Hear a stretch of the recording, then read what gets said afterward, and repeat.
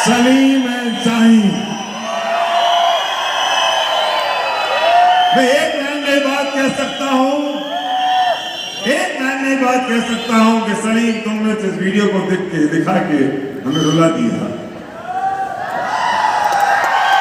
मैं एक लाइन में बात कह सकता हूं कि जिंदगियां बदलेंगी नहीं, जिंदगियां बदल रही हैं। मैं एक लाइन में बात कह सकता हूं कि जिंदगियां बदल चुकी, सपने पूरे होंगे नहीं, पूरा हो रहा है। सलीम और शाहीन की इनोसेंसी आज भी ईगो की रंच मात्र, कण मात्र आज सलीम के ऊपर नहीं है।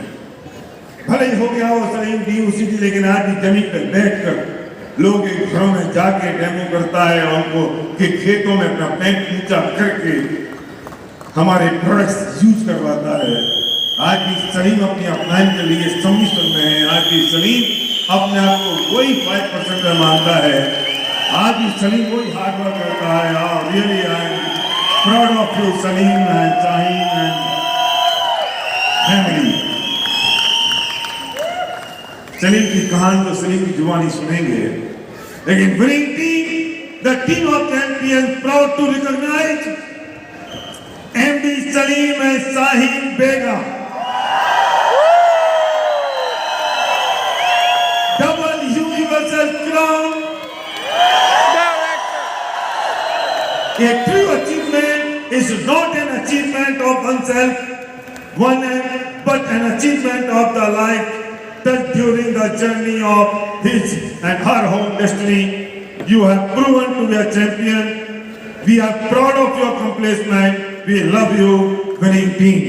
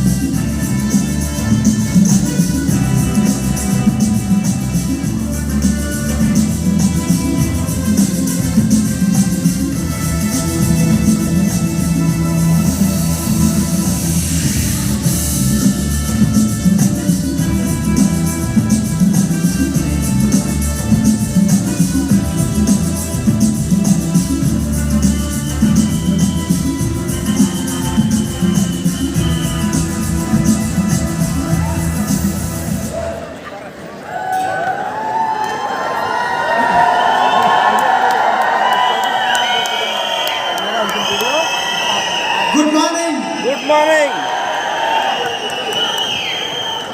Good morning. Good morning. Friends, क्या बताऊं मैं, समझ में नहीं आ रहा। मैं छोटा सा एक डिसीजन लेने की वजह से आज हमारी लाइफ कहां से कहां तक बदल चुकी है। एक वक्त ऐसा था, आपको भरोसा होगा नहीं होगा, मैं घर घर जाके खाना मांगता था। एक वक्त ऐसा था, मेरी मम्मी ने घर घर, जहाँ पे भानूर में BDA टाउनशिप है, टाउनशिप में घर घर में कपड़े बर्तन धोने के काम करके हमको पाल भूस के बड़े किए हैं। एक वक्त ऐसा था, खाने के लिए हम परेशान हो गए थे, लोगों के खर्चों के गालियां सुन के हम परेशान हो गए थे। हमको कुछ दिख रहा नहीं था आगे कुछ। ये जिंदगी यहाँ तक खत्म हो चुकी है, अभी मेरा टाइम खत्म हो चुका है। मगर एक डिसीजन लेने की वजह से हमारी लाइफ कहां से कहां तक बदली है। अगर आप यहाँ पे बैठे इस हाल में, हर एक पर्सन आज अगर डिसीजन लेते हैं, आने वाले 2 साल के की इनकम से आप यहाँ पे DUCD बन के स्टेज पे आ सकते हैं। यस, 100% आप सब लोग DUCD है यहाँ पे। मैं आपको बताऊंगा, आपको फेयर दिलाऊंगा। पहले उससे पहले हमारे वाइफ और बच्चे बात करेंगे। Good morning. Good morning. मेरा नाम समीर है, मैं 8 क्लास में पढ़ता हूँ।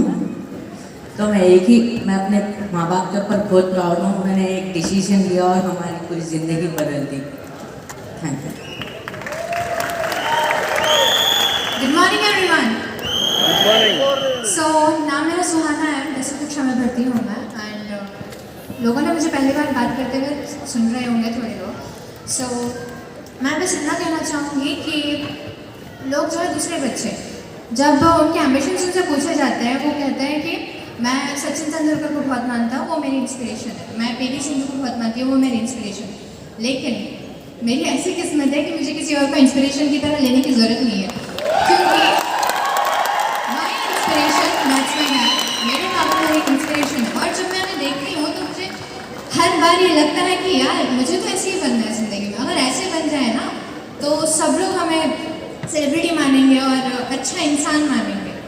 My dad is an example of what kind of person should a person be in their lives.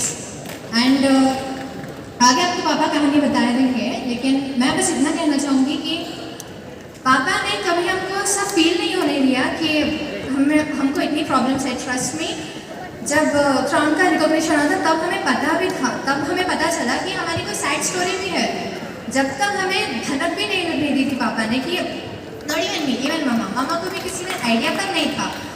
इतने सारे प्रॉब्लम्स, इतने सारे टेंशन्स पापा ने अकेले हैंडल किए थे और हमें किसी को भी कोई भी चीज़ की कमी महसूस नहीं होने दी। एंड आई डोंट थिंक कोई और कर सकता है उनकी जगह पे। Thank you so much. Love you papa, love you mummy. Good morning.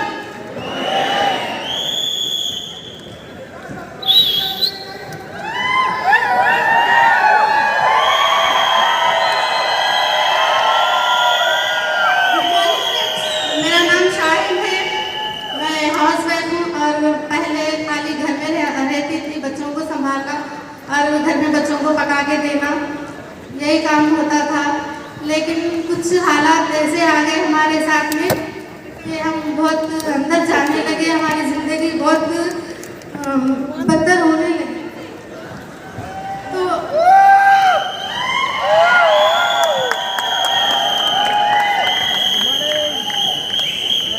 कुछ समझ में नहीं आ रहा था। अब मेरे हस्बैंड बहुत परेशान कर रहे थे और उनके साथ में मेरे को मीटिंग को निकलना पड़ा।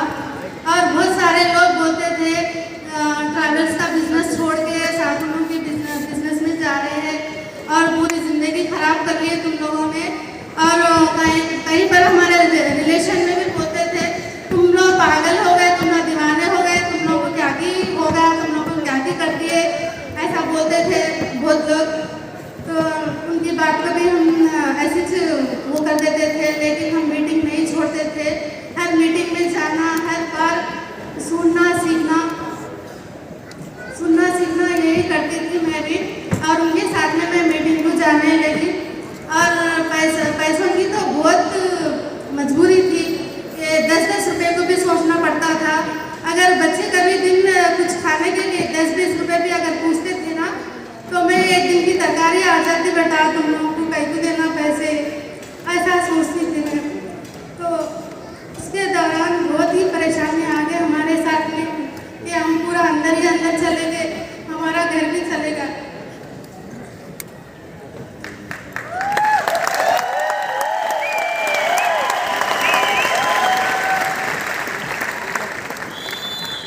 और लोगों ने बहुत ताने मारे हम लोग को।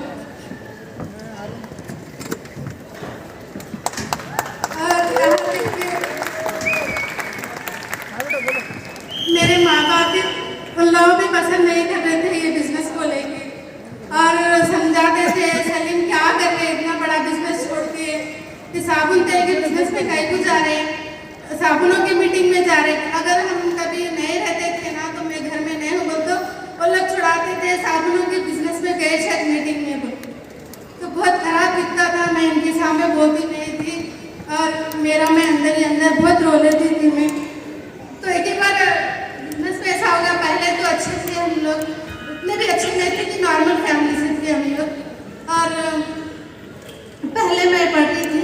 शादी हो गई और हम लोग चारों हैं, 2 भाई 2 बहन। और मेरे माँ बाप ने भी बहुत गरीब फैमिली से थे वो लोग।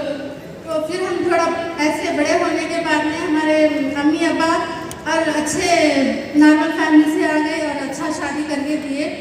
तो मेरे अम्मी अब्बा ने क्या करे बोले तो नो गांव में थे, लेकिन मैं भी थोड़ा गांव से है तो बोले मैं भी पसंद नहीं कर रही थी शादी के लिए। तो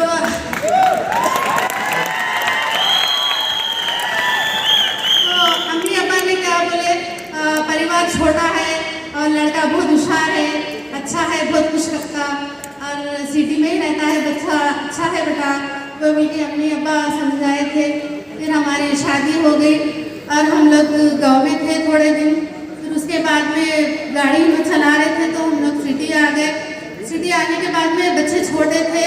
जब पहले भी वो इतना काम करते थे, जब वो ड्राइविंग करते जब इतना मतलब अच्छा ही कमाते थे जब भी, मगर घर में नहीं रहते थे। एक दिन बच्चे छोटे छोटे थे तो मैं अकेले लेके जाना पड़ता था, कुछ हुआ हॉस्पिटल भी जाना, कहीं भी जाना, तो हमारे साथ इतना टाइम नहीं मिलता था।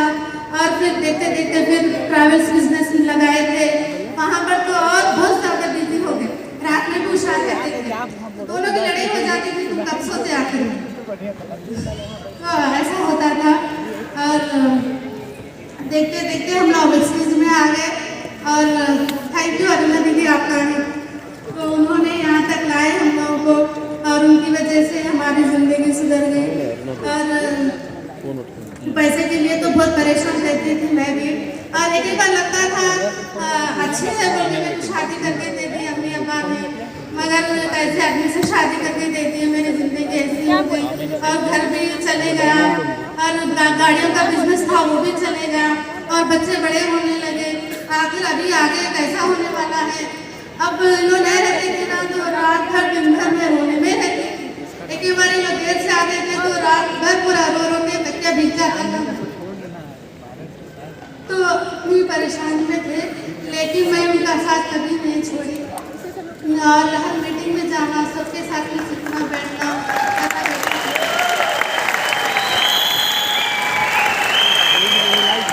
और मैं मेरी उनकी तो साथ और कौन देगा। अब रिलेशन वाले और खानदान वाले सब छुड़ाने लगे। मैंने अब ऐसा नहीं होगा। और एक बार मैं यहाँ पे दिल्ली की मीटिंग को आई और सब लोग का रिकग्निशन दे दिया और एकदम बता रहे थे। तो पहली बार एक बार मेरी मीटिंग में लाने से बहुत भरोसा आया और उसके बाद में मैं भी उनके साथ मिलकर काम करने लगी और हमारी ज़िंदगी बहुत अच्छी हो गई। अब मैं पहले तो ना साल में एक बार अगर एक साड़ी मैं खरीदती थी 2000 की, तो वो कहीं पर भी जाने तो वो एक ही साड़ी पहनती थी मैं। तो रमज़ान आया तो फिर रमज़ान को ही लेती थी मैं। तो अब एक साल में तो कितने की ऐसे 8-8 हज़ार की साड़ियाँ ले ली मैं अभी तक।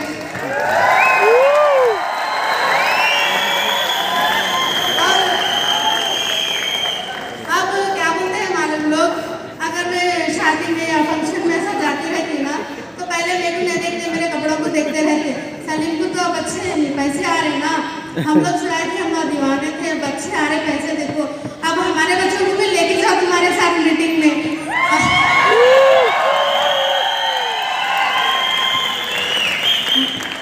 ऐसा बोलते थे। तो जो दीवाने हैं, पागल है, ऐसा बोलते थे लोग, वो छुड़ाते थे। अब उनके साथ ही अब काम करने को देख रहे हैं और मैं नाम नहीं बोलूँगी। Thank you.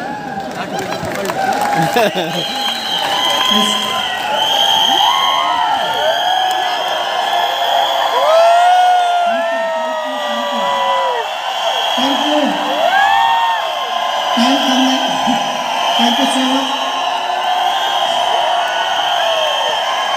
Thank you so much आपके प्यार के लिए। सबसे पहले मैं शुक्रगुजार हूँ अल्लाह ताला का, क्योंकि उनके बिना पत्ता भी नहीं हिलता। तो सबसे पहले मैं शुक्रगुजार हूँ अल्लाह ताला का, उसके बाद हमारे जो पेरेंट्स, उसके बाद हमारे जो ग्रेट सभी अप्लायंस का। क्योंकि यहाँ पे सबसे पहले मैं नाम लेना चाहता हूँ, हमारी माँ मेरे को पैदा करके मतलब इस दुनिया में लेके आए, फिर वापस दूसरी दुनिया में लेके आए, जो बिजनेस बता के मेरी जो ग्रेट अपलाइन अरुणा दीदी यहाँ पे है, तो हमारे बीच ही है। तो मेरे अपलाइन यहाँ पे ठहरे, क्योंकि उनके बिना इस दुनिया में कोई भी बिजनेस करे बोले तो मैं भरोसा नहीं करता था, क्योंकि उनके पास मैं उनके घर में गाड़ी चलाता था, उसके वजह से मना नहीं कर पाया। मगर पता नहीं उस टाइम ऐसा टाइम था जो हमारी दीदी के वजह से मैं आज बिजनेस में आके यहाँ पे इतना बड़ा मेरी लाइफ बदल गई। थैंक यू सो मच दीदी, थैंक यू सो मच। पता नहीं था पहले दिन जब बुलाए थे मेरे माइंड में अलग चल रहा था। वो जो अरुणा जी हमको जरा कैमरे पे दिखाओ। आपको पता है समझे आप, ये सलीम इनके घर में ड्राइवरी करता था, तो इन्होंने एक कहा सलीम आ जाओ, एक बिजनेस है। इनको बिजनेस करना नहीं था अरुणा जी को, सलीम को देना था। और बेचारा सलीम इसलिए चला गया, इनके नौकरी करता था, इनने कहा तो साइन कर लो। अरुणा जी अभी आप किस लेवल पर हैं? बिजनेस कर रही हैं आप? अरे डायमंड है, अरे बेटी तो सलीम में ड्यूटी जाने का डायमंड की। वाह देखो कितनी गजब की बात है कि आपको जो व्यक्ति बिजनेस में लाए, सलीम के लिए अरुणा जी एक बहुत बड़ी अपॉर्चुनिटी खोल दी, और अरुणा जी के लिए सलीम ड्यूटी चला गया, तो उनको लगा यार ये तो चल गया तो अपन भी डायमंड चले जाते हैं। थैंक यू हमारे सारे अपलाइंस यहाँ पे हैदराबाद के हमारे great mentor Indraveer sir, Satyendra Kaur ma'am, उसके बाद चरण सिंह सर, भार्गवी दीदी और सत्यनारायण कुलकर्णी सर, राजन्ना प्रसाद सर, तो इन सबके हेल्प से मैं यहाँ तक पहुँचा हूँ। तो सो मैं बताना चाहूँगा, यहाँ पे आप देख सकते हैं पीछे जब इस बिजनेस में आने से पहले क्या था मैं, राइट, हम कहाँ से कहाँ तक पहुँच गए। एक बार आप सोच सकते हैं मैं क्या था, सर मेरे भी समझ नहीं आ रहा है मैं क्या कर रहा हूँ। मैं आज मैं तो 1 लाख रुपए की इनकम के लिए आया था मैं यहाँ पे, 1 लाख की इनकम के लिए, मगर आप देख रहे हैं अब इनकम तो 5 लाख लगभग चले गई है। उसके साथ साथ हमारी लाइफस्टाइल बदल गई है। तो फ्रेंड्स मैं बताऊंगा, इस बिजनेस में आने से पहले मेरा प्रोफेशन मतलब कैप्टन, मैं शमशाबाद एयरपोर्ट में गाड़ी चलाता था। उससे पहले मैं जब लगभग 3 साल की उम्र में मेरे पेरेंट्स, मेरे फादर ने एक्सपायर हो गए थे, इंतकाल हो चुके थे। तो उसके बाद हमारे मम्मी ने हमको, दोनों भाई थे हम लोग, दोनों को उन्होंने छोटी उम्र में उन्होंने इंतकाल हो गए थे। तो वो घर का मजदूरी के काम और घरों में काम करते, क्या क्या काम करके हमको पाल के बड़े करे, पढ़ा रहे थे स्कूल में भी। 7th क्लास मतलब मैं 6th क्लास तक गवर्नमेंट स्कूल में पढ़ा हूँ। 6th क्लास तक पढ़ने के बाद उस टाइम पे इतनी परेशानी होती थी, खाने को पैसे नहीं होते थे, क्योंकि वो मजदूरी करते हैं ना खेत में जाने के बाद। वो लोग कितने देते थे, कम से कम 50-60 रुपए देते थे। तो हमारे स्कूल के फीस और कपड़े ये पूरे नहीं होता था। जब स्कूल जाता था तो सब बच्चे, आसपास के बच्चे आते थे अच्छे अच्छे कपड़े पहन के, और मेरे कपड़े होते थे फटे होते, राइट। तो अच्छा नहीं लगता था, फिर भी हम गया था। 6th क्लास जब पढ़ा था, ट्यूशन पढ़ा था, ट्यूशन की फीस के लिए भी पैसे नहीं होते थे।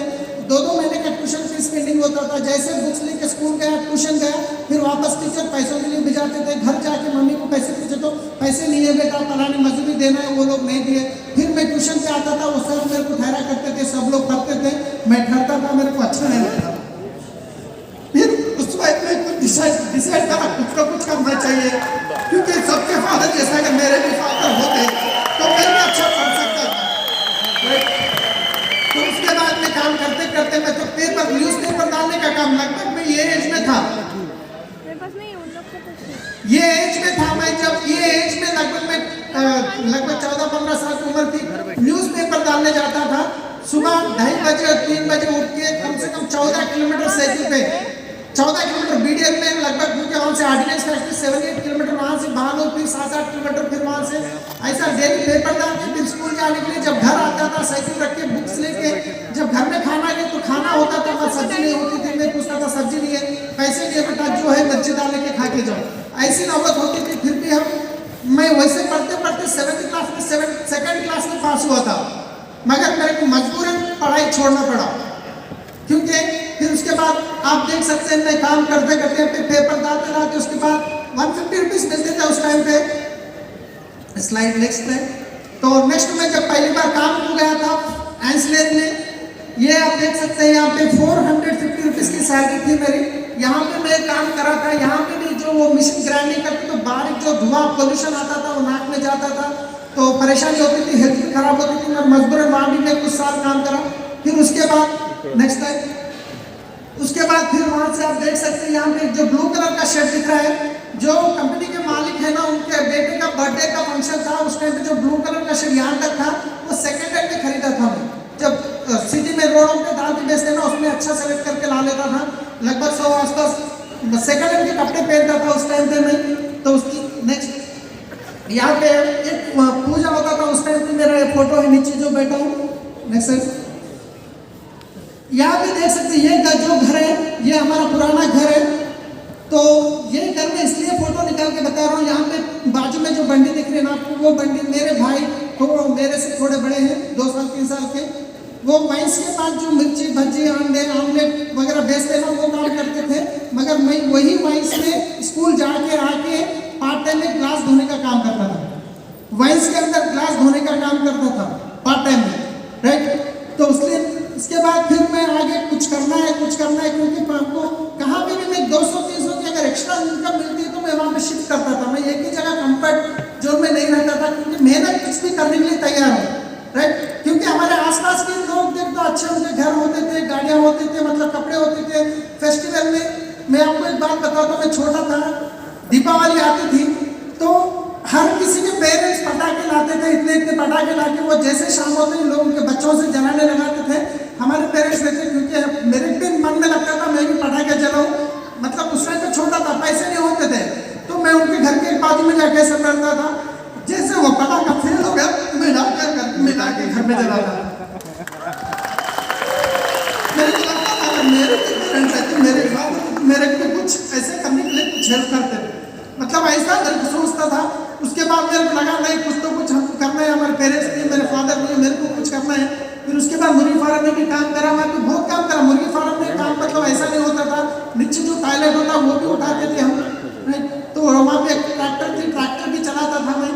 फिर वो ट्रैक्टर चलाते वहाँ पे लगभग डेली 50 रुपये की मेरी इनकम होती थी, 350 रुपये वीकली पेमेंट होता था। ट्रैक्टर सीखने के बाद मैं एक दूसरे हमारे दोस्त ड्राइवर थे, उनको बोला कहीं पे मेरे को अच्छी जगह ड्राइविंग में लगाओ। वो लेके जाके मेरे फ्रेंड ने अरुणा दीदी के भाई के पास एम्बेसडर कार थी, वो कार पे मेरे को ड्राइवर वहाँ पे लगाए। फिर उनके पास भी कुछ दिन काम करा, फिर उसके बाद वो गाड़ी चेंज करे, उनको गाड़ी चेंज करे निकाल दिए। उसके बाद रिक्वायरमेंट नहीं थी तो फिर अलग जाके मैं सिटी में पहुँच गया। वहाँ पे एक TCS में राजेश कुमार वर्मा उनके थे, वो TCS में वाइफ एंड हस्बैंड करते थे, उनके पास जॉब करना शुरू करा। उनके पास यहाँ पे आप देख सकते हैं रामोजी फिल्म सिटी में, उन लोग रामोजी फिल्म सिटी मेरे को घुमाने नहीं लेके जाते थे। उनके बच्चे को हमेशा मैं लेके रहता था, क्योंकि दोनों भी ऑफिस जाते, सुबह से शाम तक बच्चे को मैं ही रखता था। बच्चे टॉयलेट भी गए तो मैं ही साफ करता था, बच्चे को पिला रहे, माँ बन के बच्चे को मैं करता था। ड्राइवर के लिए नहीं रखे तो उनके बच्चे को संभालने के लिए मैं, ऐसा नहीं मेरे बच्चे को अच्छा संभालना, उनके वहाँ से मैं उनके साथ रामोजी में गया। मगर आज एक वक्त ऐसा है, हमारे ग्रेट चीफ मिनिस्टर जब हैदराबाद आए थे उनके साथ भी रामोजी फिल्म सिटी गया। एक टाइम किसी के पास नौकरी करते हुए गया, आज मेरी फैमिली के साथ घूमने के लिए गया। तो यहाँ पे देख सकते हैं मेरे क्या, उनके पास TCS में करते करते फिर मेरे को शादी भी हो गई थी। शादी में मैं एक्चुअली मेरे को कुछ और लोन था, थोड़ा बहुत एक लोन था, तो हमारी मम्मी ने बहुत ज़बरदस्ती मेरे को शादी करे। मतलब तेरे से छोटे छोटे बच्चे शादी कर रहे, तू कब करता? मैं क्या, थोड़ा तो सेटिल होना चाहिए, थोड़ा तो लोन फ्री होना चाहिए, बल्कि मैं सोच के नहीं कर रहा था। वो 2-3 बार अटेम्प्ट करे, लोन ओवर लेके तू शादी नहीं करेगा तो मैं मर जाऊंगी। तो 2 बार 3 बार ऐसा करे तो मैं तीसरी बार चलो कुछ भी होता है शादी तो कर लेंगे। शादी कर लिया, उसके बाद फिर शादी कर लिया तो मेरी बेटी पैदा हुई थी, 1 साल की थी। अभी खर्चे तो और बढ़ गए, अभी इनको सेरलैक और खर्चे बढ़ गए थे, पैसे नहीं होते थे। यहीं पे ड्यूटी करते करते और नाइट में सिटी कैब्स था, मारुति वैन्स, हैदराबाद में बेगमपेट एयरपोर्ट में, जब पुराना एयरपोर्ट था, सिटी कैब दिन रात में चलाता था। दिन में मेरू कैब TCS में के पास करता था। फिर ये 2 भी छोड़ के फिर मेरू कैब में गया। मेरू कैब में कम से कम 4 साल करा मैं, 16-18 घंटे में कंटिन्यूसली गाड़ी चलाता था। कभी कभी 2-2 दिन 3 दिन भी हम घर नहीं आते थे, क्योंकि जैसा रूल्स नहीं तो हम रात दिन रोडों पे रहते थे। यहाँ पे हमारे मेरे दोस्त बहुत सारे मेरू कैब के ड्राइवर से होते हैं ऑलरेडी। तो फिर वो मेरू कैब में करते फिर उसके बाद 1-1.5 महीने का स्ट्राइक हुआ। वहाँ पे स्ट्राइक इसलिए हुआ, सारे ड्राइवर्स मिलकर लिए स्ट्राइक करे, क्योंकि हम मेरुका वालों को जो 800 पे करते थे वो 1100 पे करने के लिए बोले, तो डिमांड करके 1.5 मंथ स्ट्राइक करे थे। वो स्ट्राइक